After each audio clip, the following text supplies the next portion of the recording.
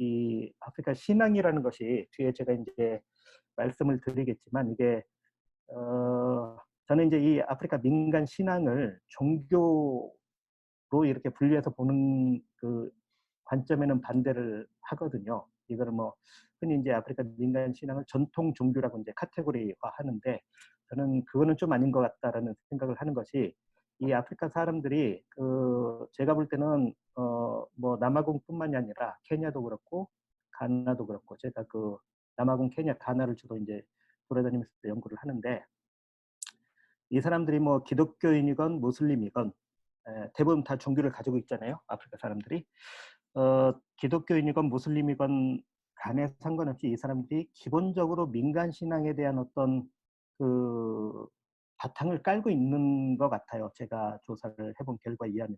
그래서 이거는 뭔가 이 사람들의 그 삶의 양식이고 철학적인 측면에서 들여다봐야지 이거를 종교로 이렇게 뭐 전통 종교 몇 프로라는 식으로 그 분류를 하는 거는 좀 아닌 것 같다라는 생각이 들었습니다. 그래서 오늘 제가 이제 뭐 여러분들하고 이야기를 할 것도 사실은 그런 부분이에요. 이런 그 민간 신앙이라는 것이 이 사람들의 한 그 생활 양식의 한 부분으로서 뭐 여기서는 제가 이제 이야기할 거는 기독교를 어떻게 받아들여서 기독교를 내재화시키는가 그러한 그 내용인데 네 그렇습니다. 그 제 입장은 이제 그런 그 민간 신앙에 대한 그 입장은 그렇고요. 저는 이제 그 2000년에 그 공부를 다 마치고 온 건 아니고 제가 이제 그 집안 사정이 있어서 2000년에 귀국을 하고 박사 학위는 2002년에 받았습니다. 2년 뒤에 논문을 계속 써가면서 그리고 나서 이제 뭐 운이 좋게 이제 그 제가 지금 몸담고 있는 그 아프리카 학부 한국 외대 이제 아프리카 학부가 있거든요. 그게 1983년에 이제 스와힐리어과 그 동부 아프리카에서 사용하는 스와힐리어과로 이제 처음 시작했는데 제가 거기 1회 졸업생이에요. 거기 졸업하고 이제 공부를 계속 해가지고 인도에서도 제가 잠깐 공부했었고 석사를 인도에서 했고 남아공 와서 이제 인류학으로 석박사를 다시 했습니다. 돌아가서 이제 뭐 운 좋게 교수가 돼서 교수 생활을 하고 있고 2007년부터 그 한국 외대 그 아프리카 연구소가 있습니다. 우리나라에서 제일 역사도 오래됐고 제일 큰 연구소인데 연구소 운영하면서 2010년부터 10년짜리 프로젝트를 받아가지고 올해까지 이제 올 8월까지 이 프로젝트를 운영을 하고 있습니다. 그래서 뭐 저보다 뭐 더 현지 사정에 대해서 더 잘하실 것도 같은데, 그래서 뭐 제가 뭐 일방적으로 강의를 한다기보다는 제 이야기를 듣고 의견을 같이 나누면 좋겠다라고 생각합니다. 제가 뭐 앞서서 민간 신앙에 대해서는 말씀을 드렸고요. 사실 민간 신앙의 중심은 사람입니다. 사람, 인간.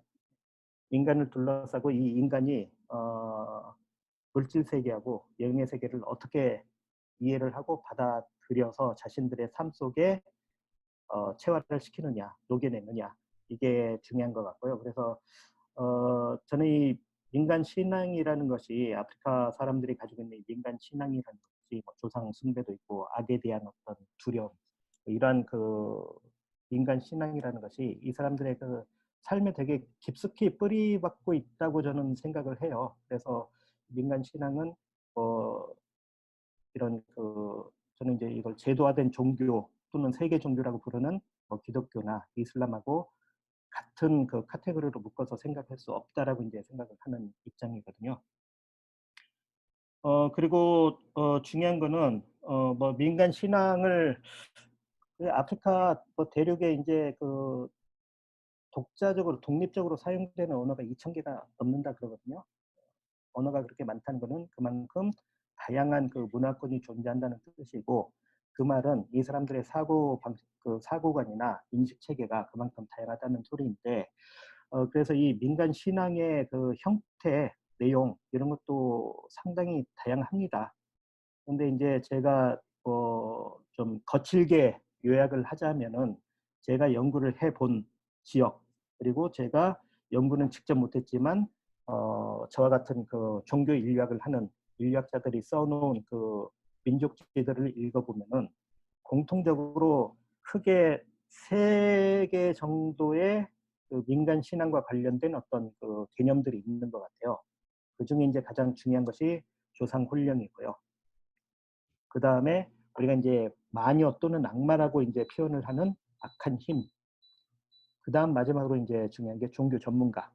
종교 전문가가 이제 제가 연구를 했던 쌍고마죠. 무당이라고 이제 우리가 이야기도 할 수 있는 이 세 존재가 특히나 그 인간을 중심으로 중요한 역할을 한다라고 생각하는데 우리가 이제 그 흔히 그 오해를 하는 민간 신앙과 관련해서 오해를 하는 내용 중에 하나가 특히 이제 서양의 학자들이 그 잘못 이해를 하고 있었던 부분 중에 하나가 아프리카에는 세상을 창조한 창조주의 개념이 없다라고 생각을 했는데 사실은 그게 아닙니다. 아프리카의 많은 사회에서 세상을 창조한 창조주에 대한 개념도 분명히 있고요. 그 다음에 세상을 어떻게 창조했는지에 대한 창조 신화도 각각 다 가지고 있어요. 그래서 오히려 이런 그 창조주에 대한 개념을 가지고 있었던 것이 아프리카 사람들이 기독교나 이슬람을 쉽게 받아들이는데 큰 그 도움이 됐다라고 이야기들을 하거든요, 요즘은. 그래서 이 제가 이제 뒤에 소개해드릴 술루 사회의 그 민간 신앙만 봐도 창조주에 대한 개념이 상당히 많이 있습니다.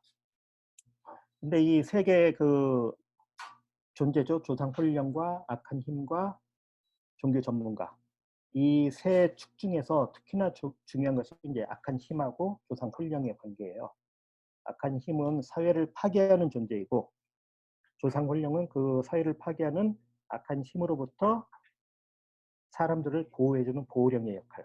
이 대립 관계가 상당히 중요한데 이러한 그 악한 힘을 한 축으로 하고 조상 훈련을 다른 축으로 하는 대립 관계가 왜 중요하냐면은 이게 이제 결론적으로 말씀을 드리자면은 아프리카 민간 신앙의 핵심은 힐링에 있습니다. 힐링, 치유, 치유에 있다고 보는 게 제 입장이에요. 아프리카 사람들은 그 이 힐링이라는 것이 단순히 이제 그 어떤 육체적인 치유뿐만이 아니라 사회적이고 정신적인 치유도 포함이 되거든요. 이런 힐링을 어떻게 할 것이냐. 여기에 이제 그 관심들이 많은 사람들이고 이 힐링을 적극적으로 제대로 해주는 그런 그 종교 어떤 그 전문가나 그런 사람들의 역할이 중요한 거죠. 그래서 이 술루 민간 신앙 같은 경우에는 좀만 위로 올려주시겠어요? 창조주라는 개념하고요. 창조주라는 개념이 술루 사회 이제 한정해서 말씀드리자면은 창조주 개념이 이렇게 그 다양합니다. 크게 이제 한 3개 정도 움벨링깡기라는 개념이 있고 웅클룽클루라는 개념이 있고 그다음에 인코스라는 개념이 있고요. 인코스는 이제 왕이라는 뜻이죠. 네. 인코스는 술루 사람들이 사용하는 술루 그 성경, 성경이 술루로 번역이 돼 있죠. 네. 거기에도 하나님을 인코스라고 이제 표현을 하고 있죠. 인코스 또는 웅클룽클루 라는 개념으로 이제 설명을 하죠. 그러니까 이런 친숙한 용어들이 있기 때문에 기독교를 좀 쉽게 받아들일 수 있지 않았나 그런 생각을 하고 있습니다. 그리고 이제 술루 사람들 같은 경우는 선민의식이 상당히 강한 사람들이에요. 술루가 이제 술루라는 뜻이 위라는 뜻이거든요. 위. 거기에 아마술루라는 뜻은 아마는 사람을 뜻하는데 아마술루는 위에서 내려온 사람. 다시 말하면 하늘에서 내려온 사람들이라는 그런 뜻을 가지고 있어요. 그래서 선민의식이 상당히 강한 사람들입니다. 술루 사람들이. 그리고 이제 그 술루 민간 신앙에서 또 중요한 용어가 이제 우모야라는 개념이 있습니다. 우모야는 바람이라는 뜻인데 이게 이제 그 영을 뜻하기도 해요. 홀령. 그래서 잊혀진 조상 홀령이 자연으로 흘러들어간 자연령을 우모야라고 부르기도 하고 역시 술루어로 번역된 성경에는 우모야가 성령을 뜻하기도 합니다. 성령. 이런 친숙한 그 개념들이 있는 거예요. 그래서 이 우무야라는 그 개념은 사실은 일반적인 영을 의미하고요. 특정 자연 사물하고 일체가 되기도 합니다. 이게 무슨 말이냐면은 술루 사람들이 뭐 술루 사람들은 물신 숭배는 안 해요. 그러니까 우리가 이제 애니미즘이라고 하는 물씬 숭배, 그러니까 온갖 사물에 어, 어떤 그 영의 형태를 덧붙여서 숭배를 하지는 않지만 그 숲속이나 이런 데는 이러한 그 자연령이 들어가서 살고 있다라고 생각을 하고 있습니다. 그리고 이제 술루 민간 신앙에서 가장 그 중요한 것이 이제 아마클로스라고 부르는 조상 훈령이죠. 조상 훈령. 이 조상 훈령이 실제로 술루 사람들한테는 이제 매우 중요한 그 보호막인데요. 보호령인데 이 조상 훈령은 모든 사람을 보호해주지 않고요.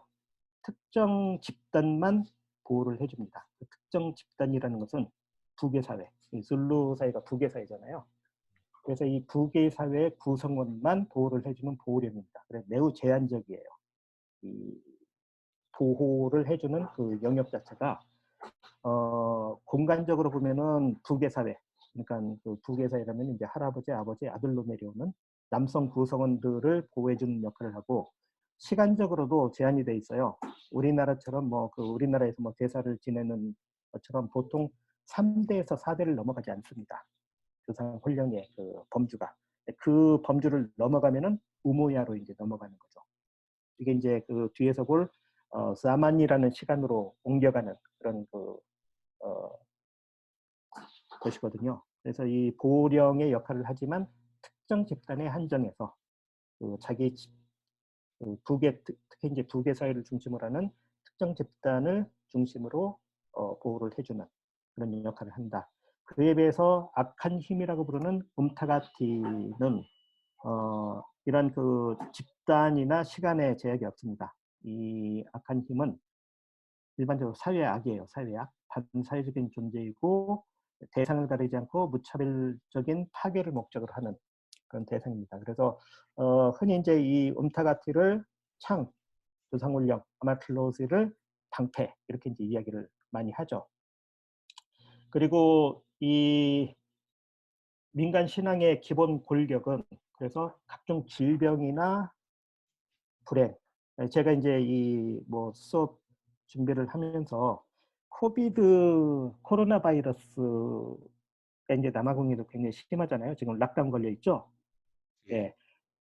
그래서 제가 이거를 이것도 분명히 쌍구마하고 연결이 돼 있다. 그래서 뉴스를 좀 들여다봤더니 역시나 쌍구마가 이 코비드를 치료할 수 있다. 그러니까 거기에서 이제 쌍구마들이 이야기하는 코비드를 치료할 수 있다는 것은 어떤 영의 힘을 가지고 치료를 하는 것이 아니라 남아공에 있는 이 우리로 치면 한약재 있죠, 약재.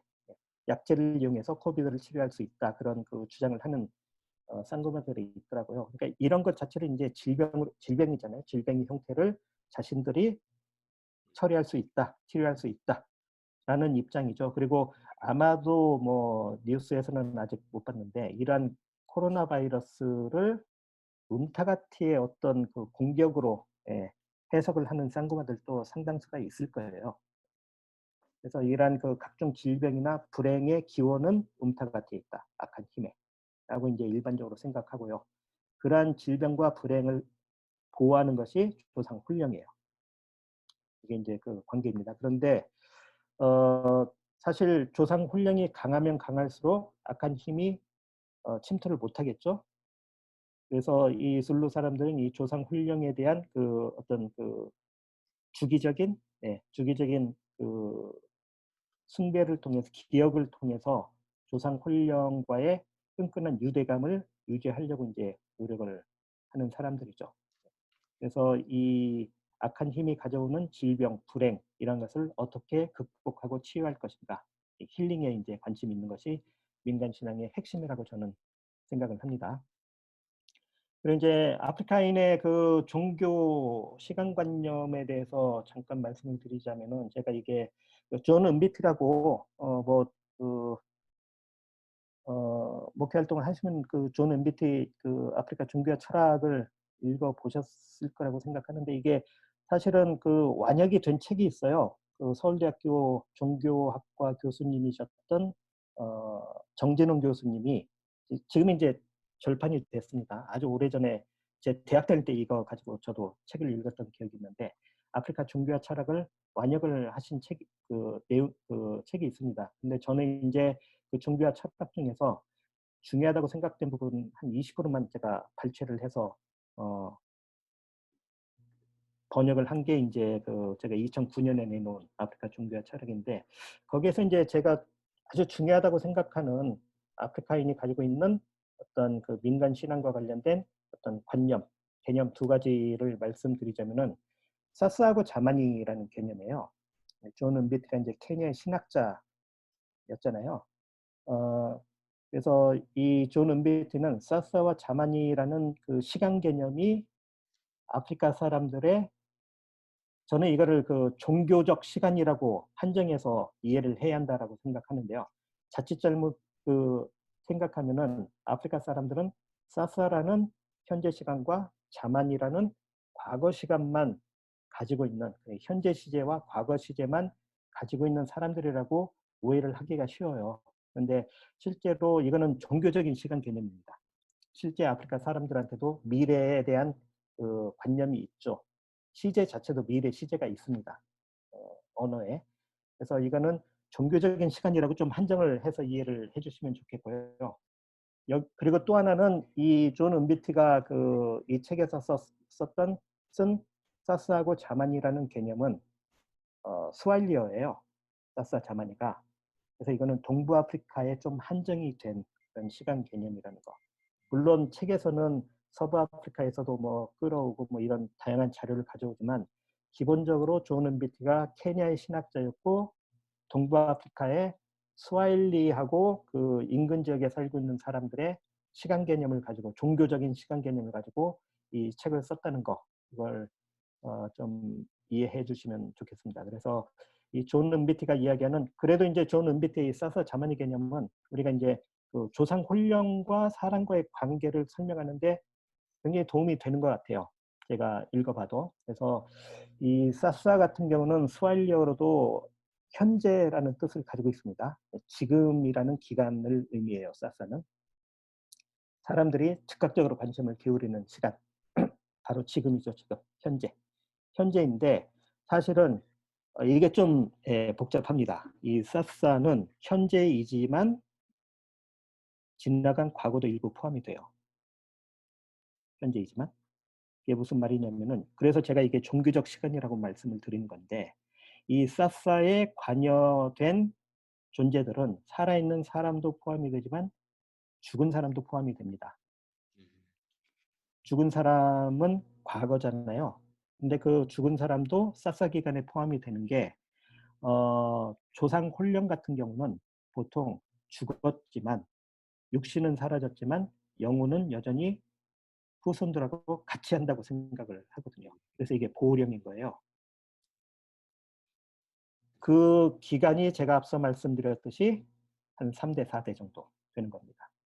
3대, 4대가 지나서 사람들의 기억에서 잊혀지면은, 위에서 제가 말씀드렸던 일반 영의 세계로 이제 흘러 들어가고, 그게 자만의 시간으로 이제 흘러 들어가는 겁니다. 과거의 시간으로. 잊혀진 존재. 더 이상 숭배의 대상이 아닙니다. 제사를 지내지 않아요. 보통 3대, 4대까지 제안해서 제사를 지내고 조상 혼령을 기억하는 거죠.